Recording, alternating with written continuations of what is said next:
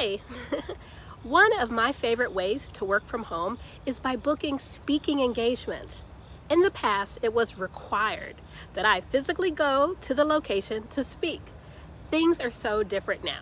This past year, yes, I have been flown out of state to speak. I've also spoken at locations within driving distance. However, I love that now I have the option of speaking virtually without leaving my home. I book the engagement through email, receive payment online, and deliver via Zoom, all without leaving home. It's great. I believe my very first public speaking event was September 26, 2009 at Towson University in Maryland. We're talking about 14 years ago, at least. I gave a presentation to their students during their TigerCon anime convention on how to get a federal job. I have been speaking ever since. One of the best ways to secure speaking engagements is to have a persuasive speaker website. On your website, you can also host something called a speaker sheet. This speaker sheet is usually one page, and it's like a concise version of your speaker website. This is great because a speaker sheet can be easily printed out, emailed, or otherwise distributed. First, don't worry so much about the format. What's most important is the actual content, what you say and how you say it. One tip I will offer about the format, though, is to focus your most important information in the top quarter of your speaker sheet. This information is where your photo, name, contact, your tagline, and a brief elevator pitch should be. Next, be concise by answering these 6 key questions on your speaker sheet. Number 1, who is your audience? You want to be specific. Number 2, who are you? Briefly share who you are and what qualifies you to speak on your topics. Third, what do you speak about?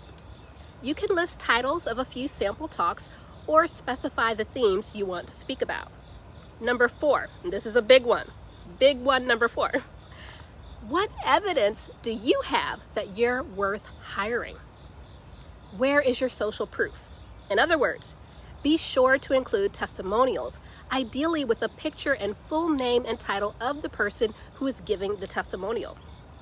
Evidence also includes links to clips of you speaking at events. One of the biggest problems I see with people who want to be a remote speaker and who are not getting gigs is they have zero videos, no links whatsoever of them actually speaking.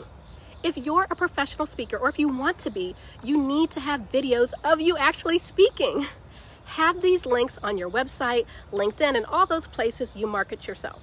A photo of you in front of a crowd is not enough. You need clips. If you don't have any video clips of you speaking, just stop this video and go get your video clips. Then come on back. It doesn't have to be the whole talk, but you must have some clips of you speaking. Otherwise, event planners will almost always pick other speakers who have clips that they can reference when making their decision. Number 5, how can you be contacted? If you don't check your voicemail, don't list your voicemail on your speaker sheet. Only list those methods of contact that you are definitely going to keep track of. The worst thing is to be contacted by someone who wants you to speak and then you don't even know about it until it's too late. So don't do that. Number 6, last but not least, how much do you cost? What are your fees? The event planners want to know your rates so they can determine if you're in their range. Here's just a quick side note about rates and money. 2 of the biggest questions I get is, should I list my rates or should I speak for free? In most cases, my answer is yes. You should list your rates. And yes, you should speak for free, but only under very specific circumstances. And you know what? I'm going to offer details about exactly how to do this in another video or 2, so keep an eye out for that. But to be brief, you don't want to waste your time and someone else's going back and forth if you're not even on the same page.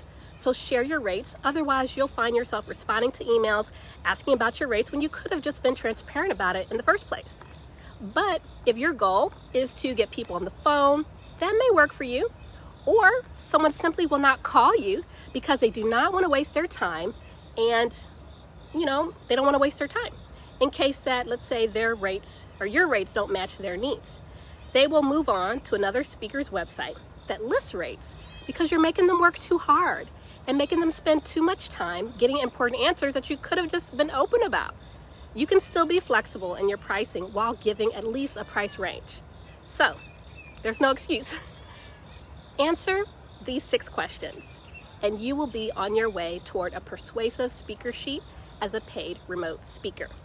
So go get those video clips of you speaking and enjoy working from home. See you next time, beloveds. Bye-bye.